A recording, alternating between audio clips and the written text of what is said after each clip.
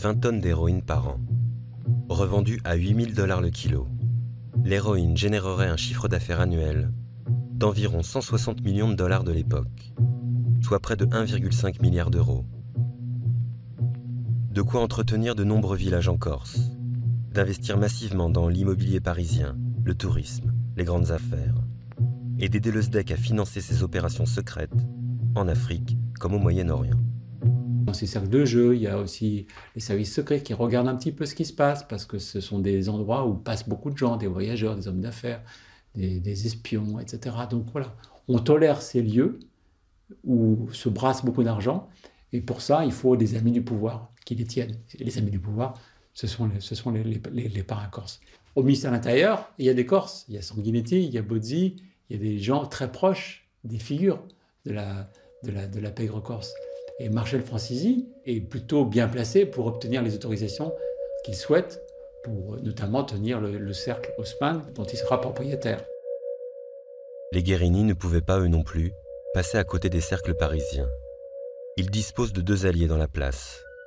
Jean-Baptiste Andréani, vieille connaissance du temps des trafics en Indochine, et Robert Blément, l'ancien commissaire de la DST, passé de l'autre côté de la légalité, mais toujours trait d'union entre police et milieu. Francisi et Leandri étendent leur emprise au cœur du pouvoir, accèdent au Gotha des affaires et installent ce qui pourrait être appelé la Corse-Afrique. Le rêve cubain passe maintenant par le Gabon, le Cameroun et le Congo. Ce qui va se passer avec les grandes entreprises, et notamment les grandes entreprises d'État, c'est qu'elles vont devoir aller travailler, par exemple chercher du pétrole, dans des pays où le système est totalement corrompu. Comment voulez-vous qu'un ingénieur en col blanc parisien sache comment s'y prendre pour mettre de l'huile dans les rouages d'affaires qui sont vérolées? Étienne Léandri est une solution à ce genre de problème. Et il va prendre des sous au milieu, c'est tout. Au croisement des grands contrats et des basses œuvres du pouvoir, Étienne Léandri déploie également ses talents dans la spéculation immobilière en banlieue parisienne. Il s'impose progressivement comme un intermédiaire obligé. Ne lui manque plus qu'un alter ego en politique. Pour nous, le gaullisme, c'est non seulement l'indépendance de la France, les institutions, mais c'est aussi la rigueur, la morale, l'honnêteté et en un mot, le service public.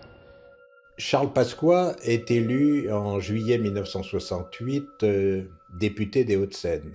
Et dans son sillage, on retrouve évidemment Étienne Léandri, qui va s'installer complètement donc, au cœur du pouvoir, puisqu'il va devenir son principal financier, son conseiller, son homme, son émissaire dans de nombreuses affaires.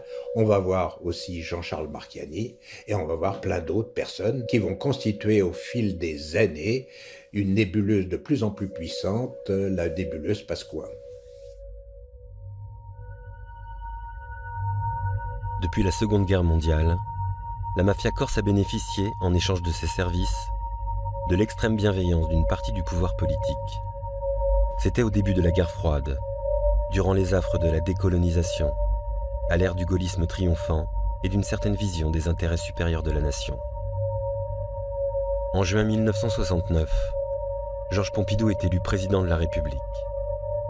Certaines officines gaullistes ont pourtant tout fait pour empêcher que cela n'arrive.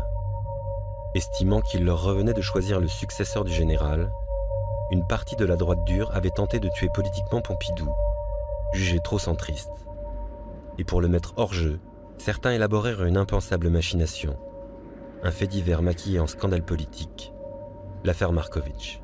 Le 1er octobre 1968, un chiffonnier découvre le cadavre d'un inconnu enveloppé dans une housse de nylon et un sac de jute. Ce cadavre est celui de Stefan Markovitch, un jeune gigolo yougoslave, garde du corps d'Alain Delon. L'homme aurait été abattu parce qu'il détiendrait des clichés pornographiques de haute personnalité, et notamment de la femme de Georges Pompidou. La vraie affaire pour Pompidou, c'est les photos de sa femme, les photos truquées, de porno. C'est ça la vraie histoire. Rapidement, la police découvre une lettre signée de la main de Stefan Markovitch. Quoi qu'il advienne, Et pour expliquer les ennuis qui pourraient m'être causés, adressez-vous à Alain, Nathalie Delon et leur ami corse François Marc-Antony. Le nom de Marc-Antony va surgir, grand voyou, cousin de Jean-Charles Marcani. Le nom de Jean-Charles Marcani a été prononcé, or comme on le sait, Marcani est un proche de Pasqua. Et donc, pour certains, à commencer par Pompidou, le SAC serait impliqué de près ou de loin dans cette affaire extrêmement sombre. Une fois au pouvoir, Pompidou s'attaque à l'officine qu'il soupçonne d'être responsable de l'affaire. Pompidou réclame carrément la dissolution du SAC. Focard négocie et obtient son maintien en échange de purges sévères. Et Pasqua va faire partie de ceux qui sont écartés. Focard menace Pasqua, s'il refuse de partir, de faire émerger des affaires dans le SAC marseillais. Pasqua comprend que la partie est perdue et il part. Et moi, j'ai le souvenir, dans un des entretiens que j'ai eu avec Jacques Focard, qu'il m'ait dit que la seule personne dont il avait une peur physique était Charles Pasqua.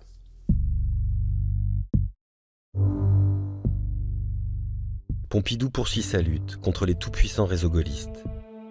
Pour les affaiblir, il nomme ses hommes à la tête du SDEC et du ministère de l'Intérieur. Cette reprise en main rompt certaines des passerelles entre monde politique, services secrets et mafia corse, en France, mais aussi à l'étranger. En avril 1971, le Français Roger Delouette est arrêté aux États-Unis alors qu'il livre 44 kilos d'héroïne. Inculpé, Delouette affirme qu'il travaille pour le SDEC. Et la première chose qu'il va faire pour chercher de l'aide, il va écrire à son ami Jean-Charles Marcani. Marcani, un proche de Pasqua, s'est fait vider du SDEC lors du grand nettoyage ordonné par Pompidou. Va surgir aussi le cousin de Jean-Charles Marcani, qui est Dominique Mariani. Mariani est le lieutenant d'une des filières de la French Connection en Amérique latine. Il s'avère que le SDEC n'est pas impliqué. Seule certitude, une fois encore, les barons de la French Connection sont à une poignée de main des hommes des services français, et cette fois, à 2 poignées de main de Charles Pasqua. Les parrains proches du pouvoir sont pris dans la tourmente. Élu de la région de Zicavo, Marcel Franchisi se retrouve en première page d'un journal américain, affublé d'un nouveau titre, Mister Héroïne, une embarrassante publicité pour un élu de la République. Dans M comme milieu, son livre paru en 1977, le journaliste James Sarrazin nomme les acteurs de la nébuleuse politico-mafieuse. Marcel Franchisi n'avait pas pour habitude de faire de procès.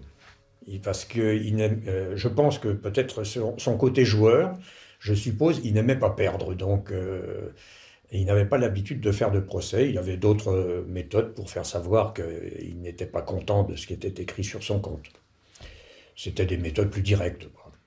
La conscience du risque qui existait, on l'avait tous dans la maison d'édition, on le savait, mais tout le monde l'assumait. C'est vrai qu'on reçoit des menaces par téléphone, rarement, mais j'en ai reçu, des lettres aussi de menaces, des sous-entendus parfois, dans des conversations comme ça, on se retrouve par hasard avec des gens qu'on ne connaît pas. Des menaces téléphoniques, des annonces qu'on allait me régler mon compte, on vous appelle à 3h du matin pour vous dire que voilà, votre fils aîné est au lycée de Château-Thierry. Il a une bicyclette bleue. Il commence le lundi à 9h30. Il en sort à 16h30. Le mardi, machin, etc. Là, vous commencez à vieillir beaucoup quand même dans ces moments-là. Je me gardais bien d'en parler aux politiques et je me gardais bien d'en parler à la police parce que je n'étais pas sûr qu'ils n'étaient même pas eux derrière tout ça. Vous voyez ce que je veux dire? Donc là, vous n'avez personne sur qui vous ne pouvez pas faire confiance à l'État qui est censé vous protéger quand même un minimum, quoi, quand vous n'êtes pas trop malhonnête. Et là, pas du tout. L'une des forces de la mafia réside dans son aspect insaisissable. Ne pas identifier permet d'occulter. Ironie de l'histoire, l'État qui devrait la combattre contribue à en minimiser l'existence et donc la menace. Ce qui caractérise les systèmes mafieux avec ou sans mafia, c'est justement que ces systèmes criminels ne veulent jamais apparaître. C'est l'antithèse du terrorisme. Le terrorisme cherche à être visible, les logiques mafieuses cherchent à toujours paraître invisibles. Dans l'entrelac de ces relations troubles, Étienne Léandri s'est maintenu dans l'obscurité la plus totale. Son rôle n'a été révélé qu'après sa mort. Quand moi je porte des petites assiettes de saucisson, du café et des apéros aux gens qui sont autour de la table parce que j'ai 19 piges et qui me demandent de rester là parce qu'il n'a plus son secrétaire, on a autour de la table des patrons d'industrie, on a autour de la table des patrons de la police, des bandits, des conseillers politiques de haut niveau, de l'Élysée. Tout le monde est là et prend l'apéro, et puis c'est comme ça tous les jours. Il voit les hommes politiques lui manger dans la main. J'ai vu des gens s'allonger par terre.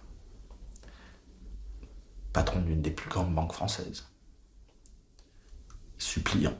Et les logiques de corruption, les logiques qui, au fur et à mesure, détruisent, mais au quotidien et de manière très fragmentaire, le système démocratique, eh bien, ce sont des logiques qui ne se voient pas. Et donc un jour, on se réveille, on n'est plus dans un système véritablement démocratique, mais on ne s'en est pas rendu compte. Et c'est comme ça que prennent racine sur un territoire ces logiques mafieuses. Si on ne réagit pas plus rapidement aux dangers que font courir à la République et d'une manière générale aux États cette activité mafieuse compte tenu de sa puissance de feu, je pense que ça pourrait aller très mal pour nos démocraties dans finalement assez peu de temps.